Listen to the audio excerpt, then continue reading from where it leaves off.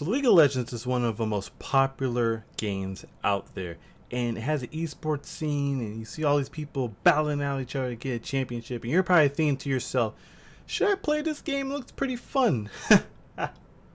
No.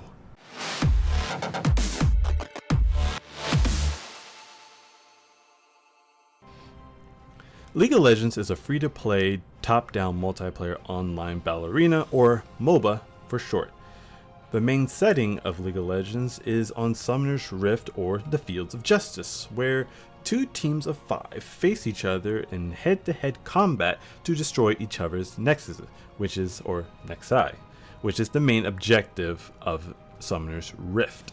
Now, you can do this by one of many ways. There's so many ways to do this because it's all based on strategy.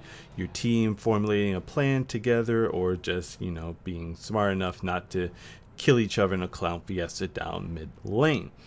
There are 6 classifications of champions in this game. There are assassins, marksmen, tanks, supports, fighters, and mages, all with their own unique playstyle and champion pool. Each champion has their own lore and unique set of abilities that make some champions more desirable than others.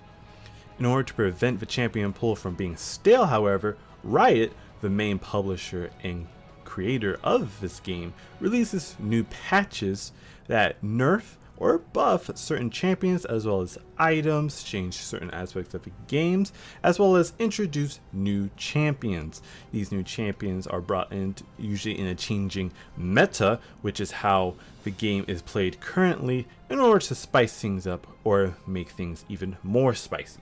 There are several game modes in League of Legends. ARAM, all random mid, is where you get assigned a random champion.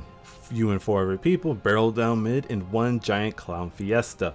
If you don't like that champion in champion select, you can obviously trade, or you can re-roll for a different completely random champion. However, this always does not benefit you, as you can get stuck with 2 champions that do not do well on ARAM at all. And then, as I mentioned earlier, there is Summoner's Rift, where you have the Fields of Justice, and you have your 5-man team, and that's where you play the 3 game modes of normal draft, normal blind, and ranked.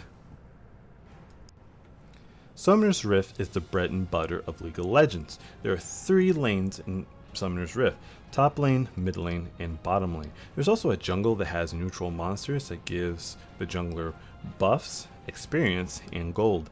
There are also epic monsters such as Elemental Drakes, Elder Drake, Baron Nashor, and Rift Herald. These buffs can last the entire game, or for example of Baron Nashor, they can last for a certain period of time, but can allow the team to further enhance their goal of destroying the enemy team's nexus. Since this is a free to game play, that means, everything is free, Woo! Wait, what is this? Well, ladies and gentlemen, in order to actually unlock the champions, you have to use the in-game currency, which is called IP. You get IP by playing the game, obviously, simple enough. Whether you win or lose, you get IP. However, if you lose, you don't get as much IP, but if you win, you get a lot more IP, and certain game modes also give you more IP than others. When you first start off as well, you also get XP, and you level up all the way to level 30, which at level 30, that's when you can actually play ranked. However, you also have to own a certain amount of champions. And before you actually get to level 30 and play ranked, I do recommend actually mastering or learning pretty well a champion and enhancing your game knowledge by playing different roles until you settle on roles and champions that you preferably like to play. Now, if you're the impatient type of person, you can also buy Riot Points, which is another form of this game's currency, to buy champions, IP boosts, EXP boosts, especially if you're want to own multiple accounts, or just, want to own a particular champion.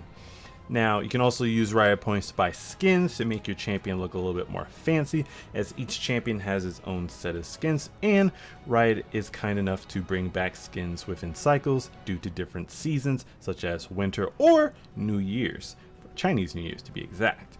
You can also buy rune pages. However, in order to unlock runes, you have to use IP, which means, of course, you have to play the game. This game really wants you to play play itself. It's very weird. There are tier 1, tier 2, and tier 3 runes. However, do not waste your time or IP getting tier 1 or tier 2. I recommend just saving up your time into getting tier 3, as really normal games really don't matter towards anything, and really the bread and butter is the ranked system. So you want to prepare yourself as much as possible before you play your 10 promotional matches, which then get you into a certain ranked division, which whether it's bronze, which the most of you will end up, or silver or gold. I don't think you can place automatically in platinum, as they want you to play the game more in order to get to platinum, diamond, master tier, and challenger. Now, if you're, like I said, if you're impatient, you buy XP, but if you have the time in the day, I recommend sitting down and playing the game, because the game can take from 15 to 40 minutes to play. And why does it take so long? Well, we have these things called teammates. That's right, ladies and gentlemen. Remember, it's a team-based game. Now, you get randomly assigned teammates depending on what region you're in. There are 13 regions overall. However, you're only going to connect to teammates that are in your region. For example, if you're in the NA region, you're not going to connect someone all the way from Korea unless they're connecting to the NA region server as well. And of course, the game time also depends on your ability to play and how your teammates are doing as well. A lot of games, you might have a really great time. Even if you're losing, you just have great teammates who are just, just having fun playing the game. And then most of the time, or half the time, depending on how you've experienced the game, you get stuck with a lot of toxic people. And Riot has realized that there's a lot of toxic people out there playing their game. It's a very popular game. You're obviously going to get a lot of toxic people. So Barry kind of fixed this with a reporting system. However, this reporting system is not perfect and tends to only work when it seems to be a consensus that this person was really toxic, and at least 4 people have reported this person for the same reason. You can report someone for inappropriate names, because there's a lot of people who do that, because there's no age restriction on this game. Griefing, going AFK, which just means they died, so they said screw it, I'm just leaving the game. So then they disconnect themselves and said screw all. Of course, intentionally feeding, that means every time they spawn, they just run straight to the turret, let the turret hit them, and then beat a kill. Hate speech, obviously racism, and yeah, there's a lot of reasons to report toxic people in this game. It's like it's an ongoing issue, which to me is one of the biggest downfalls of this game, which is the community. Overall, this game is pretty fun to play, especially if you have a group of friends or one other friend to just play this game with. However, the toxic community can be very damaging to your mental psyche. So I do recommend, ladies and gentlemen, if you find a toxic person, please report them, get them removed from this game so other people can start enjoying it. However, there are functions in the game to avoid toxic people, such as muting pings and muting their chat, so you don't have to respond. I recommend do not respond to toxic people. Overall, this game is pretty fun. However, one thing to be desired is how long it takes to level up, get characters, get runes, and one aspect of the game I didn't really talk about, which was masteries, which also enhance your champion's statistical abilities, such as attack, crit, defense, lifesteal, spell vamp, all of those things, which you can find on the League of Legends website, which I'll have in the description down below. Overall, I give this game 7.5 noob noobs out of 10. So, I'll see you guys in the next review.